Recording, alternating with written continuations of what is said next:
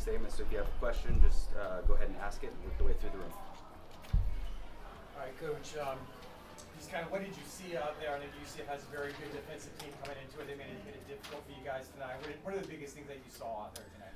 I just thought we couldn't get any traction getting any stops. I mean, like they, their athleticism. I thought they were going downhill extremely hard, drawing fouls. They obviously got to the foul line, and I just thought they were a step ahead of us on both ends the whole night. You know, a step ahead of us when we were trying to guard them. They were a step ahead of us defensively when we drove, and I think that's we knew the way they protect the rim. We had to make some shots. And Darthard got free a handful of times in the zone, but the rest of us, I think, were 1 for 10. We knew we had to have a high assist, low turnover night. We felt we had to, because they take away the rim so much, we had to collapse it and kick and make some shots, and we had the flip-flop. We had high turnovers, low assists, so we had that backwards. And I thought they did a great job of every time they turned us over, they converted. I mean, they were just really getting out in transition, and that was one of our keys of the game, and it was one of our worst transition defensive games. We were last week. I think we gave up 2 transition points, and we gave up 20 tonight. And your team seemed to lack energy just from the get-go. I felt so too. I thought we were just a step behind. On both ends the whole night. I don't know why. We played with tremendous energy the other night, just from the jump, it was a step behind on both ends. I know J.V. McCollum, he bounced back in the last game. He kind of struggled from an offensive standpoint tonight. I know it was probably an important game for him being back in his home state. What did you see out of J.V. tonight? No, for sure. He put so much pressure on himself. He's an unbelievable kid, great player, and I know we had a lot of people here tonight, but he's one of our key guys, and he did some really good things. And then there were some other things I know he wished he had better, but for us, he's been a joy to coach. He's been nothing but one of our toughest workers, and we got a lot left to play. We got a lot. One game's not going to define him. Coach, it seemed like in the second half, you talked about the transition with the UCF. It seemed like they were attacking the basket a little bit more. Yeah. They made adjustments that looks like at the half to kind of maybe attack you more at the rim. Did you guys feel that way?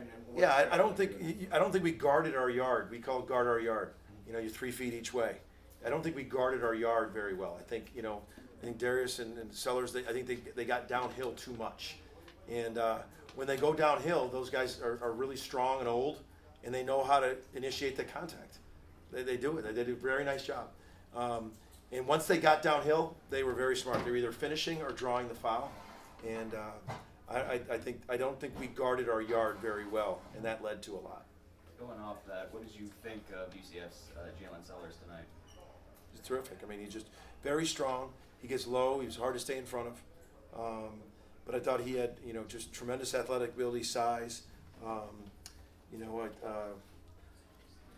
Where is he? I know he had 20, got to the foul line. I mean, great scorers get to that foul line.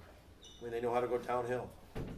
Took care of the ball. Only had 1 turnover, but great scorers know how to get to that foul line.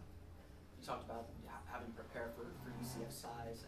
I'm sure there's big teams throughout the conference, but when you're facing a team like UCF with all the athleticism on the wing and length on the interior, is there kind of an adjustment that has to be made in game that maybe wasn't made tonight to attack that size?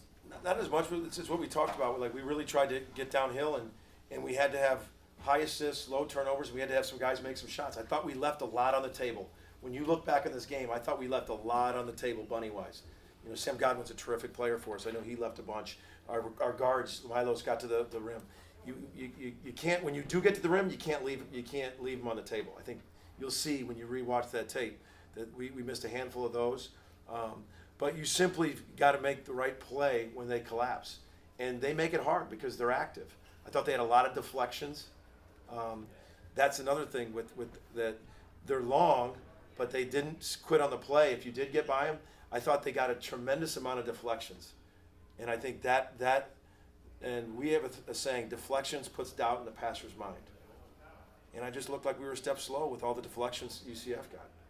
You've coached here before. I think your first season, one of your first games was down here at UCF. Just what's your overall impression of UCF basketball in the Big 12? I know a lot was made that they might struggle their first season. They were predicted last in the conference. Obviously, they're winning some games. Just what's your perspective of how UCF is doing in the Big 12? They're doing great. I mean, gosh, they've won a lot of good games. Their fan base is terrific. A great atmosphere. Very well coached. I mean, they fit right in. I mean, they're physical, long, athletic. I mean, heck, look at the wins they got in our league. So their atmosphere is great. The fans, they were terrific. And where do you assess your team at the halfway point now, 4-5 in the league? You know, we've had our moments. We've been really good. We've had some things we got to stay with it. But the thing about this league is you're going to learn. It's you can't get too down. You've got to, and you can't get too high. You got to bounce back. I mean, every game you try to get on one-game win streaks. You try to get on some one-game win streaks, and that's what we got to go on now. We got to go on a one-game win streak because every night it's something. It's crazy how what you got to prepare for. So that's what we got to do. We got to turn around